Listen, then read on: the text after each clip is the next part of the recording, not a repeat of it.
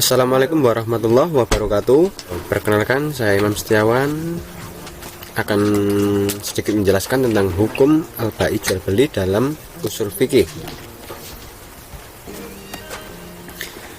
Yang pertama yaitu pengertian jual beli. Jual beli adalah saling tukar menukar antara benda dengan harta benda atau harta benda dengan uang, ataupun saling memberikan sesuatu kepada pihak lain dengan menerima imbalan terhadap benda tersebut dengan menggunakan transaksi yang didasari saling ridho yang dilakukan secara umum.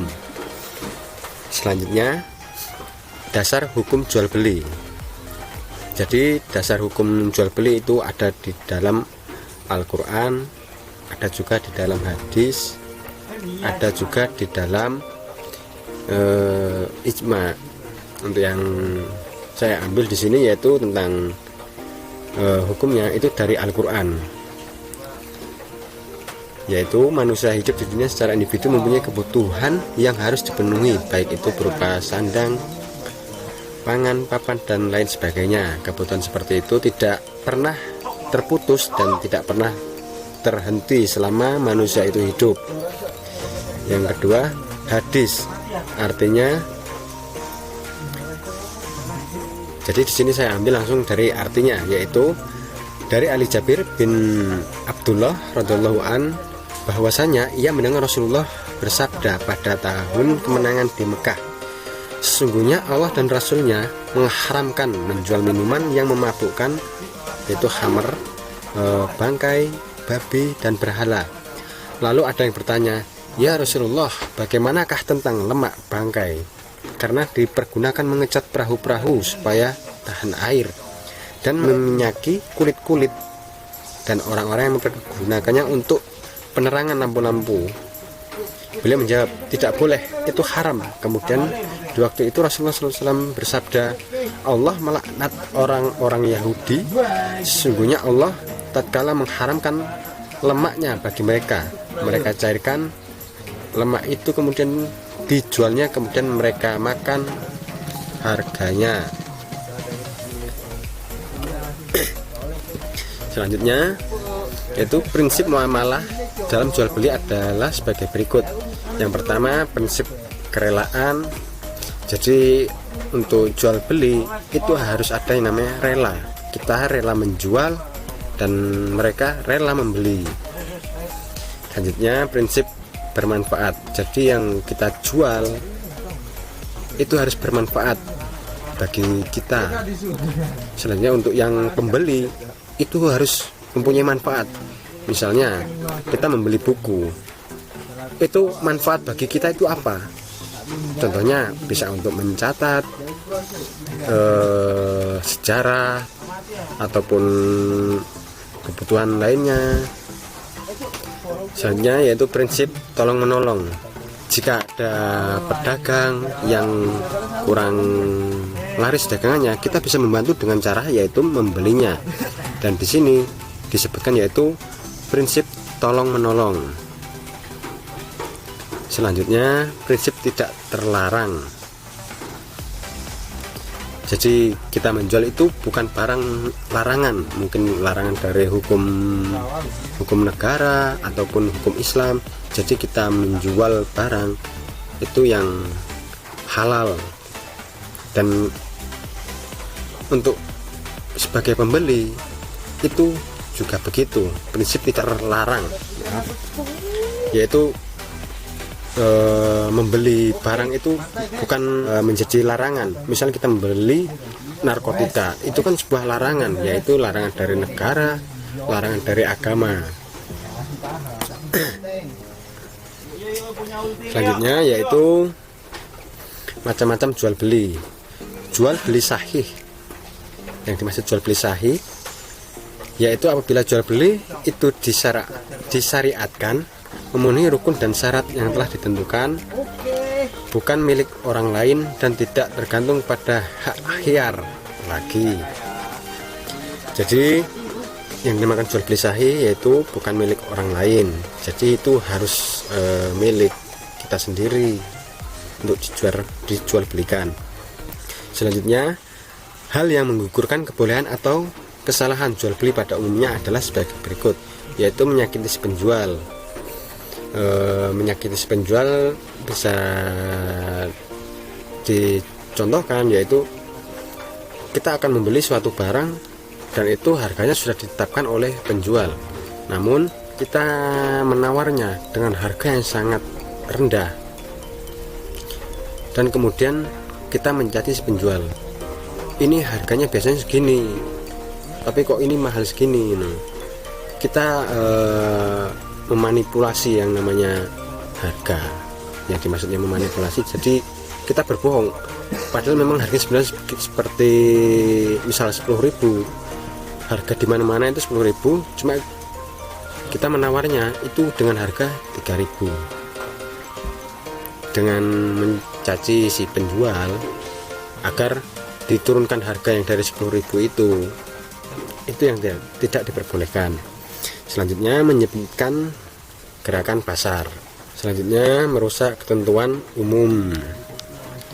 Jadi jual beli itu kan ada ketentuannya, ya semisal harganya seperti tadi, harga 10.000 itu di sini di toko ini 10.000, di toko sana 10.000, jadi 10.000 semua.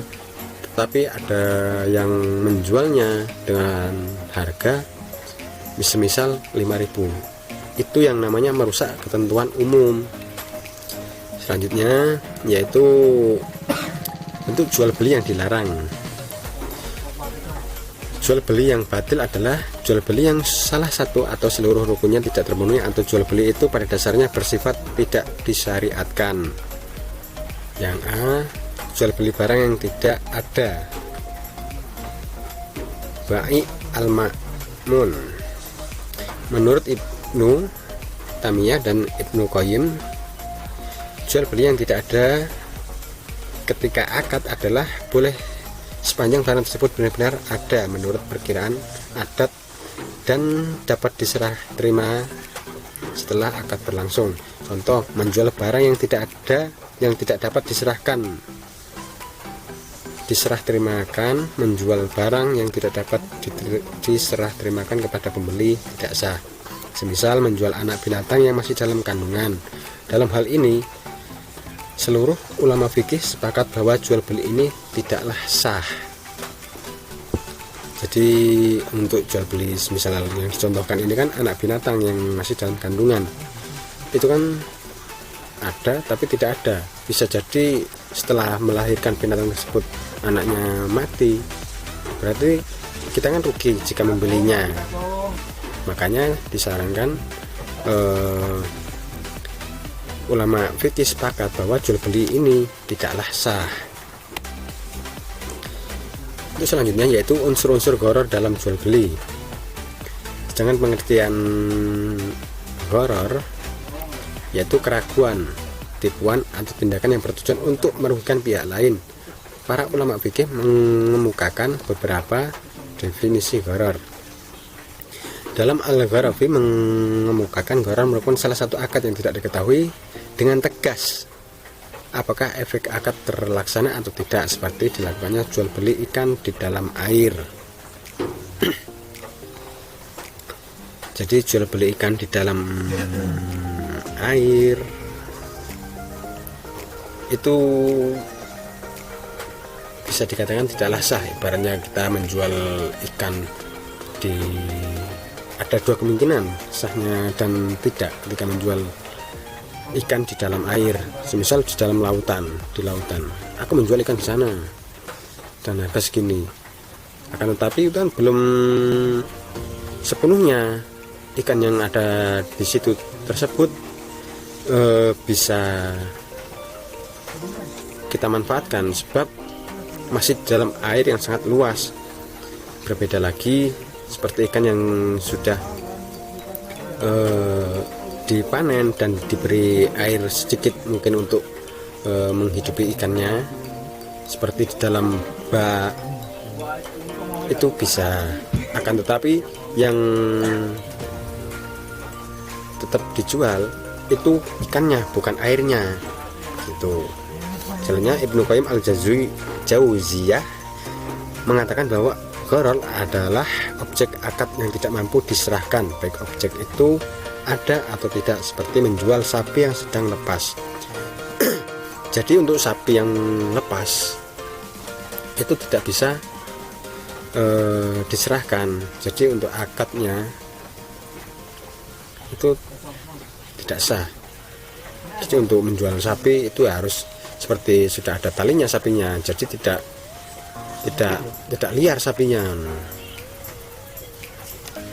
Selanjutnya, bentuk-bentuk jual beli gharar. Menurut ulama fikih, jual beli gharar yang dilarang adalah tidak ada kemampuan menjual untuk menyerahkan objek akad pada waktu terjadi akad, baik objek akad itu sudah ada maupun belum ada.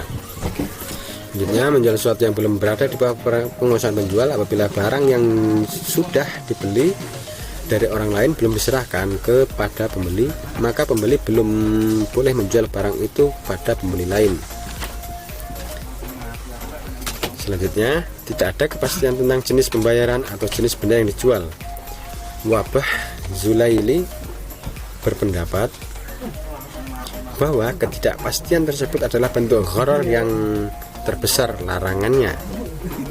Selanjutnya, tidak ada kepastian tentang sifat tertentu dari barang yang dijual. Tidak ada kepastian tentang jumlah harga yang harus dibayar. Nah, mungkin sedikit menjelaskan tentang tidak ada kepastian tentang jumlah yang harus dibayar. Sama halnya kita menjual sesuatu tapi tidak tahu harganya, sedangkan ada pembeli bertanya, ini berapa harganya, harga barang yang harus dibayar, tetapi si pembeli tidak memberikan kepastian. Jadi untuk akad jual beli barang tersebut ya dilarang dalam ulama fikih. Jadi jual beli tersebut benar-benar dilarang karena tidak ada kepastian. Selanjutnya, tidak ada ketegasan untuk transaksi, yaitu ada dua macam atau lebih yang berbeda dalam satu objek akad tanpa menegaskan bentuk transaksi mana yang dipilih waktu terjadi akad.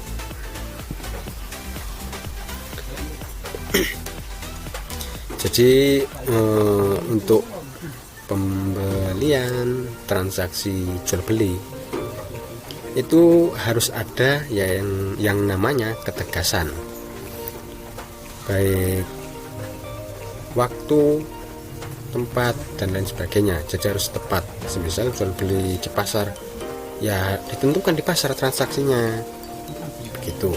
Terus selanjutnya, tidak ada kepastian objek akad karena ada dua objek akad yang berbeda dalam satu transaksi. Yang terakhir, kondisi objek akad tidak dapat dijamin kesesuaian dengan yang ditentukan dalam transaksi. Terima kasih, kurang lebihnya mohon maaf yang sebesar-besarnya. Mungkin itu yang dapat saya sampaikan, kurang lebihnya wabillahi taufiq wal hidayah wa ridwan. Assalamualaikum warahmatullahi wabarakatuh.